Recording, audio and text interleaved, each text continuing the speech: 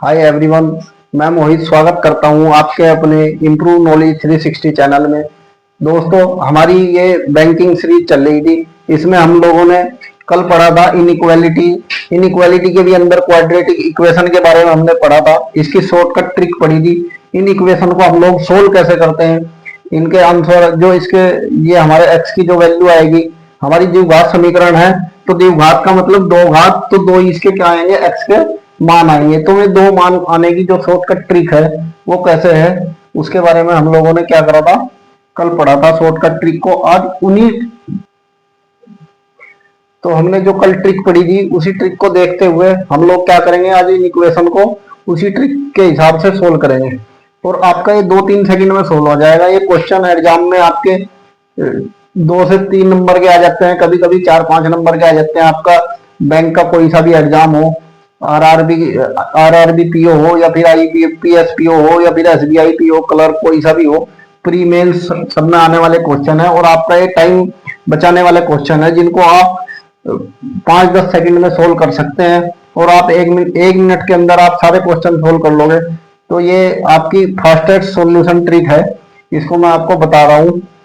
तो जैसे हमारी ये एक समीकरण है 12x² + 7x + 1 = 0। इसको हम कैसे करेंगे, सबसे पहले इसको हम पूरी सोल्व ना करते हुए क्या लिखेंगे, x के दो मान आएंगे। हमें पता दो घात है तो दो मान आएंगे, 3 घात होती तो 3 आते, तो x1 x2। ठीक है जी। उसके बाद हम सबसे पहले चिन्ह लगाएंगे। ये हमने कल पढ़ा था ट्रिक में, प्लस है तो माइनस आएगा। जो भी शुरू में आएगा वो चेंज होगा, और जो बाद में होगा वो प्लस होगा तो चेंज होगा, नहीं तो माइनस में चेंज नहीं होगा। अब ये प्लस है तो ये चेंज होगा, क्या आएगा, माइनस। दोनों वैल्यू माइनस की आएगी। अब 12 के ऐसे टुकड़े करेंगे जिनका जोड़ क्या आ जाए, 7 आ जाए। जैसे 4 किया 12, गुणा आनी चाहिए 12 और जोड़ आना चाहिए 7। तो 4 किया 12, तो यहाँ पे 4 आ जाएगा और यहाँ पे आ जाएगा 3। अब ये जो 12 है, जो x² की जो घात घात के साथ जो भी मल्टीप्लाई है वैल्यू, उसका क्या करेंगे, उसको डिवाइड कर देंगे हम इनसे। तो जब उसको वो डिवाइड में आ जाएगी इनके, तो एक कट जाएगा, 4 तिया 12 और ये भी कट जाएगा 1/4। तो आंसर आएगा x के दो मान क्या आएंगे, एक तो x का मान आएगा माइनस के 1/3, ठीक है जी। और x2 क्या आएगा, माइनस के 1/4। ऐसे ही एक नेक्स्ट क्वेश्चन एक और देख लेंगे हम। इसमें क्या है, x1 x2 आएंगे, हमें पता ही है। तो इसको क्या करेंगे, इनके चिन्ह लिख लेंगे। चिन्ह में क्या आएगा, यहाँ तो माइनस है तो प्लस आएगा, ये प्लस है तो प्लस ही रहेगा क्योंकि, ठीक है जी। ये क्या है, ये x1 है और ये x2। तो दो मान आ गए 1 और 2। तो इसमें क्या है, ये दोनों प्लस के आएंगे। फिर इसका 6 से क्या करेंगे, हम इसके टुकड़े करेंगे। जिसे जोड़ तो आना चाहिए 5 और गुणा आनी चाहिए 6। तो 3 दूनी 6, 3 का और 2 का जोड़ आएगा 5 और गुणा आएगी। तो यही आपके क्या है, दो आंसर होंगे, ठीक है जी। ऐसे ये है, ये आपके शॉर्ट ट्रिक है। तो इसमें क्या करेंगे हम, इसमें भी यही x के दो मान निकाल लेंगे। तो दो घात की है तो दो मान निकलेंगे, प्लस होगा माइनस और ये माइनस होगा प्लस। तो इसके 33 की और इसकी पहले तो क्या आएंगे हम, दो की गुणा, इनकी गुणा करेंगे तो कितनी आएगी, 66।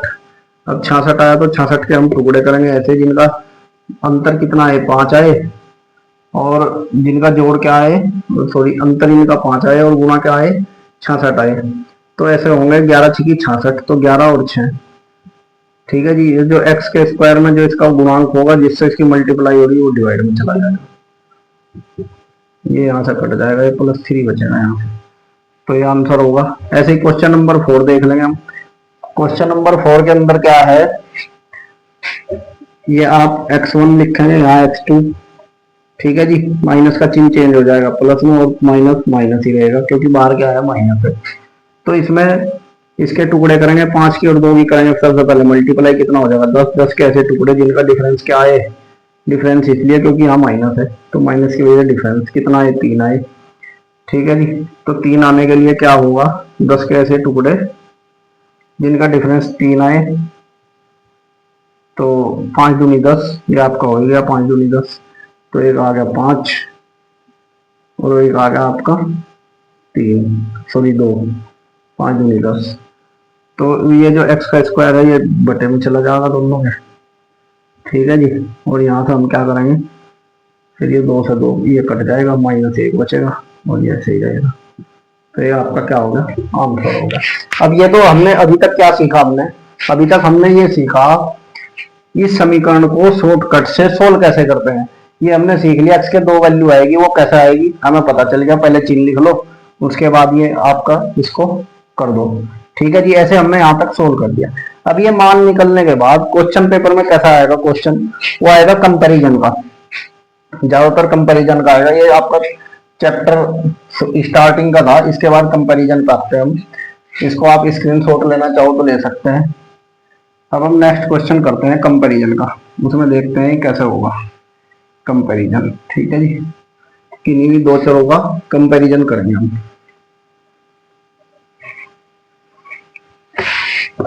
कंपैरिजन करके आपको समझ आएगा कि एग्जाम में कैसा क्वेश्चन मिलेगा आपको। मैं लिख देता हूं, जैसे मान लो x हो गया, y हो गया। x के दो वैल्यू आएगी, जैसे अभी आई थी हमारे पास द्विघात समीकरण में, मान लो 3 आ गई, 4 आ गई, यहाँ पे 1 2। ठीक है जी। दूसरा क्वेश्चन ये हो सकता है कि दूसरे क्वेश्चन में क्या होगा, x और y ये आएगा, इसकी दो वैल्यू आएगी, मान लो -2 -3 आ गई, और यहाँ पे -4 -5 आ गई। तीसरा क्वेश्चन कैसे बन सकता है, तीसरा क्वेश्चन बनेगा आपका, मान लो ये आ गया आपका -3, ये आ गया आपका -1, ये आ गया -2, और ये आ गया -5। ठीक है जी। फोर क्वेश्चन आपका कैसे बन सकता है, मान लो x y। फोर क्वेश्चन कैसे बनेगा आपका, फोर ये बनेगा, मान लो ये आ गया 3, ये 4, ये 4 और ये 5। ठीक है जी, ऐसा आपके क्वेश्चन बन सकते हैं। तो पहला क्वेश्चन देखते हैं, इसको हम सोल्व कैसे करेंगे। आपको इनको कंपेयर करना है, एक्स और वाई को। क्या कंपेयर करना, ये बताना है कि बड़ा कौन सा है, छोटा कौन सा है, बराबर कौन सा है, या फिर बड़ा और बराबर, या फिर बड़ा और छोटा, या फिर आपका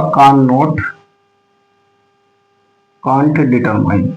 ये आपके ऑप्शन मिलेंगे आपको एग्जाम में। ठीक है जी। अभी हम इनको कंपेयर करते हैं। क्वेश्चन नंबर फर्स्ट देखते हैं, ये मिलेंगे आपको ऑप्शन, ये आपके ऑप्शन है। तो सबसे पहले हम इसको पहले अंक को, इसके x के पहले अंक को हम किससे कंपेयर करेंगे, y के पहले से। तो ये हमने देखा, जब हमने इससे कंपेयर करा तो हमने देखा ये बड़ा। फिर 3 को हम कंपेयर करेंगे 2 से, बड़ा कौन सा है, 3 ही है। फिर इससे कंपेयर करेंगे, ये भी यही बड़ा, इससे करा तो यही। इनके x के जितने भी ये मान है दो, ये दोनों क्या है, y के दोनों मान से बड़े हैं। तो इसका आंसर आएगा x ग्रेटर देन y। ठीक है जी। नेक्स्ट समझते हैं हम ऐसे ही। यहाँ पर भी x के जो वैल्यू है, इनको हम कंपेयर करेंगे y की वैल्यू से। तो x की वैल्यू कितनी है हमारी, ये आप देखो, x की वैल्यू कितनी है, -2, और ये y की वैल्यू कितनी है, -4 और -5।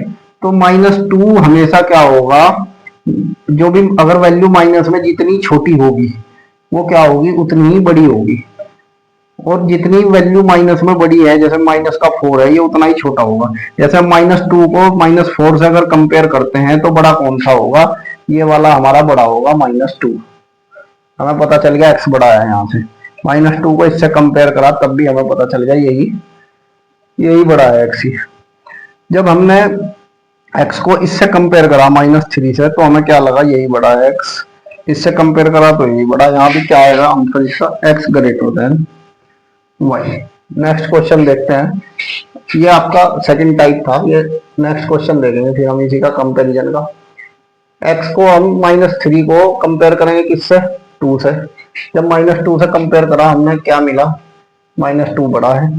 जब हमने -3 को कंपेयर करा किससे, -5 से, तो हमें क्या मिला, -3 क्या है, बड़ा है। उसके बाद हमें इसे देखने की जरूरत नहीं, अगर कहीं एक बार y बड़ा आ गया और एक बार x अगर अलग अलग बड़े आ गए तो ये क्या होंगे, कैंसिल होंगे। यानी कि इसका आंसर क्या होगा, कैन नॉट बी डिटरमाइन।